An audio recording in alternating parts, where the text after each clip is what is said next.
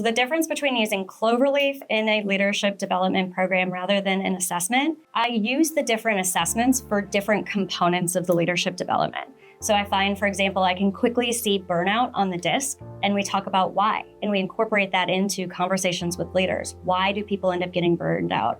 How do we work towards leveraging our strengths and our natural behavioral tendencies rather than forcing people into behavioral tendencies that are unnatural for them? And so the ability to kind of pick and choose the assessment that's relevant for the particular content. Culture Pulse for cultural obviously is great. Motivating values, strengths, values and action are fantastic for more value-driven leadership conversations. That ability to pick and choose the right supplemental tool and then to tie it all together in a pretty bow just makes it that much more impactful. And actually, I have found shortens the timeline of impact and ROI as well.